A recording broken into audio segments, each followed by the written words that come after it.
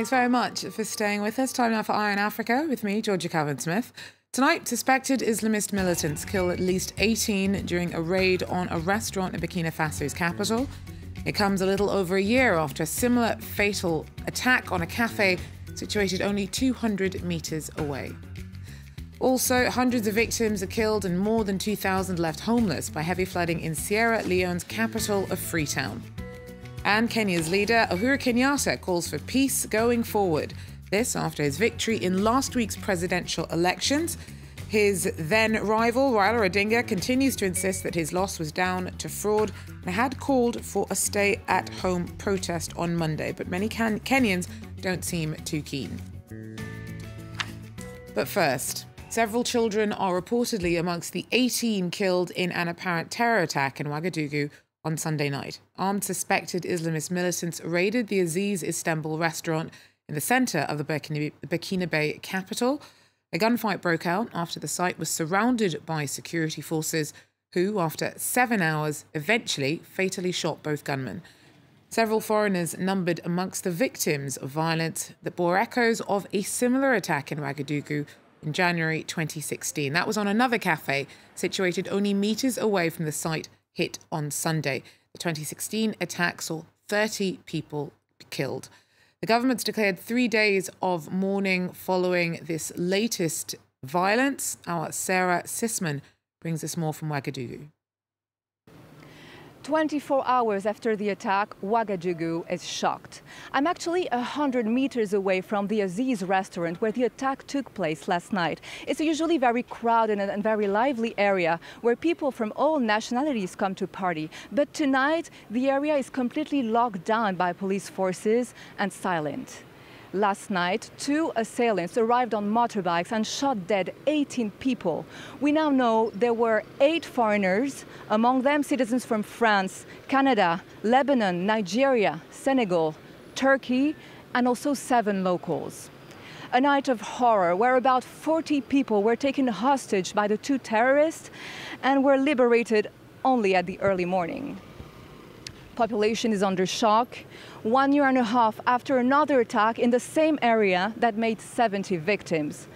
We thought that after this attack, measures would be taken, security measures would be taken, told me an inhabitant of Ouagadougou, but we're not safe now. Tonight, most foreign embassies recommend to their citizens the highest caution while moving in the city. Sarah Sisman there for us in Ouagadougou. Now, French President Emmanuel Macron has spoken to Burkina Bay President Roch-Marc Kabore about the attack. The leaders have reportedly agreed to accelerate the deployment of a new 5,000-strong African anti-terror force in the Sahel. Alpha Condé, Guinean president and current head of the African Union, has since spoken to France 24, expressing similar hopes in light of the Ouagadougou attack. I feel extremely sad. I express my compassion to the people of Burkina Faso. This shows how important it is to make the G5 force in the Sahel operational. The terrorists always target the restaurants where foreigners go to hurt the people and the country's economy, because after such attacks, we regret that some nations ask their citizens not to go to the country, and this only isolates it more. Alpha Condé there speaking to France 24 a little earlier on. Meanwhile, across Burkina Faso's northern border in Mali, at least 1 peacekeeper and a Malian soldier were killed in an attack on a UN base in the country. The organisation's branded the targeting of the site in Douentza in Mopti a terror attack. For decades now, extremist groups have extended their operations across sub-Saharan Africa. Many now have been driven underground, despite the long list of regional anti-terror operations. It's the beginning of 2013, and French President François Hollande has just launched Operation Serval. The target, Al-Qaeda in North Africa and its local allies, which had taken over northern Mali. France beats the extremists into submission on the ground in just a few months, but political perseverance doesn't follow the military victory. It leaves the militants more determined, and they take their operations underground. Ground forces, though, don't give in. Operation Serval becomes Operation Barkhane in July 2014, a combined military presence designed to track the extremists and prevent attacks across 5 states, Mauritania, Mali, Niger, Chad and Burkina Faso. There's just one problem. Troop numbers have fallen from 5 to 3,500 across a theatre of operations larger than India, leaving France to try and coordinate not just with UN peacekeepers, but local military forces as well. 3 years later, the militants are anything but beaten. They're able to set up a huge meeting in northern Mali despite the presence of France's Barkhane forces, MINUSMA and other armed groups. They hold their meeting and officially tie themselves into this idea of a global jihad.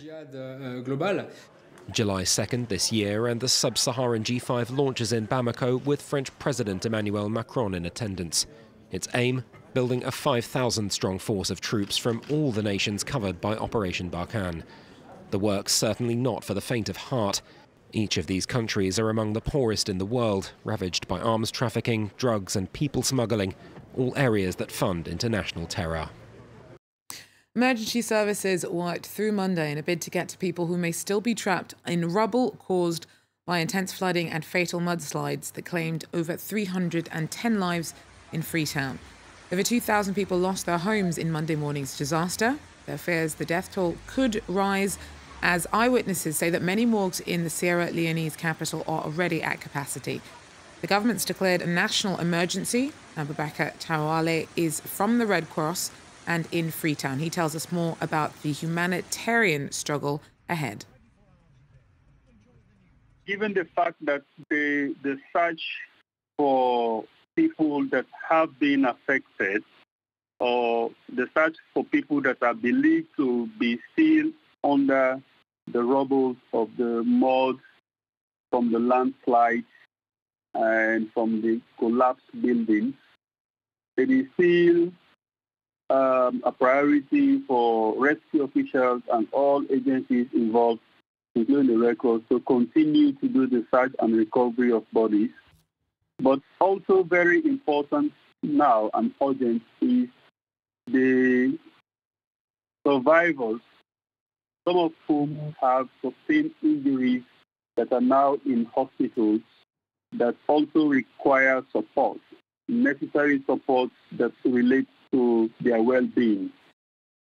Uhuru Kenyatta, Kenya's leader, has called for peace going forward after his victory in last week's presidential elections. His main challenger during those polls, Raila Odinga, continues to insist that his loss was down to fraud and had called for a stay-at-home protest day on Monday. But that appears to not have been appealing to many Kenyans who seem to be ready to put political tensions behind them. Our correspondent tells us more. Nairobi was largely back to normal today, despite the calls from Odinga on Sunday for people to stay home from work and strike in order to honor those who were lost in violent clashes with police over the weekend. Earlier today, vendors at the market told us that the marching orders achieved little and only hurt those trying to make a living. Yes, I heard him clearly and loud. My political leader, Manasaret, but because I have to look for something to put on the table, I have to come to work. I don't think it's a good idea, Raila, to say, today you guys don't come to job, because he's not the one who will provide to us. Odinga is expected to speak again publicly on Tuesday, and members of his party say he'll deliver a plan for mass peaceful action. Today, people in Nairobi's slums told us they're ready to take to the streets again if that's what he calls for.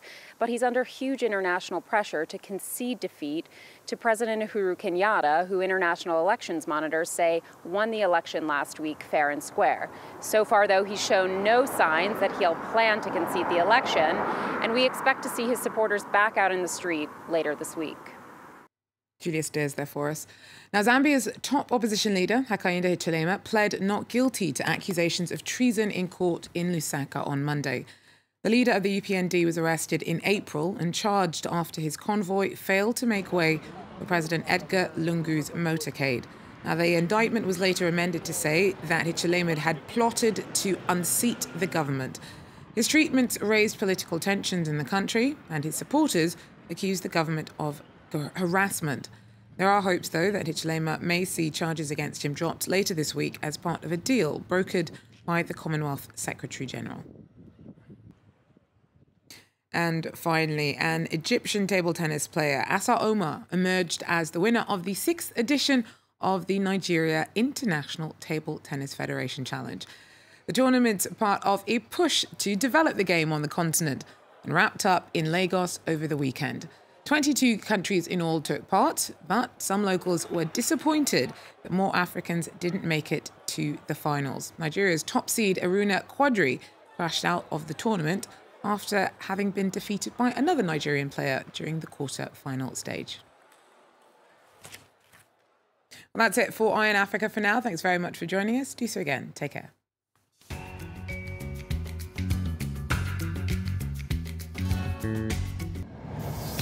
Porque la historia se escribe día a día. Porque la actualidad no espera. La información, donde quiera que esté.